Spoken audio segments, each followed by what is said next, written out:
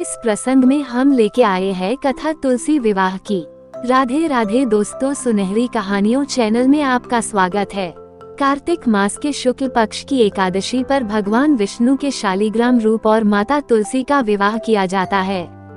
आइए जाने कथा। तुलसी पौधा पूर्व जन्म में एक लड़की थी जिसका नाम वृंदा था। राक्षस कुल में जन्मी यह बच्ची बचपन से ही भगवान विष्णु की भक्त थी। जब वह बड़ी हुई तो उनका विवाह राक्षस कुल में ही दानवराज जलंधर से संपन्न हुआ। वृंदा बड़ी ही पतिव्रता स्त्री थी, सदा अपने पति की सेवा किया करती थी। दानवराज जलंधर बेहद ही वीर और पराक्रमी था। उसने चारों तरफ बहुत उत्पात मचा रखा था, जिससे देवता, ऋषि मुनि, मानव आदि बहुत परेशान थे। राक्षस की वीरता का रहस्य उसकी पत्नी वृंदा का पतिव्रता धर्म था। वृंदा पत्नी धर्म का पालन बहुत अच्छे तरीके से करती थी।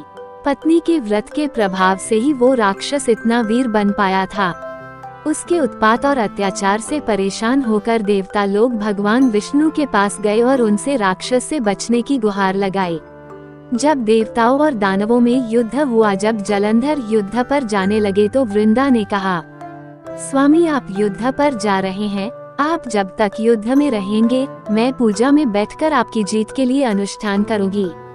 जब तक आप नहीं लौट आते मैं अपना संकल्प नहीं छोड़ूंगी। जलंधर तो युद्ध में चला गया और वृंदा व्रत का संकल्प लेकर पूजा में बैठ गई। उसके व्रत के प्रभाव से देवता भी जलंधर को न हरा सके। सारे देवता जब हारने लगे तो विष्णु जी के पास पहुँचे और सभी ने भगवान से प्रार्थना की। भगवान बोले, वृंदा मेरी परम भक्त है, मैं उससे छल नहीं कर सकता। इस पर देवता बोले कि भगवान दूसरा कोई उपाय हो तो बताएं, लेकिन हमारी मदद जरूर करें। इस पर भगवान विष्णु ने जलंधर का रूप धरा और वृंदा के महल में पहुंच गए। वृंदा ने जैसे ही अपने पति को देखा तो तुरंत पूजा में से उठ गई और उनके चरणों को छू लिया। इधर वृंदा का संकल्प टूटा, उधर युद्ध में देवताओं ने जलंधर को मार दिया और उसका सिर काट कर अलग कर दिया।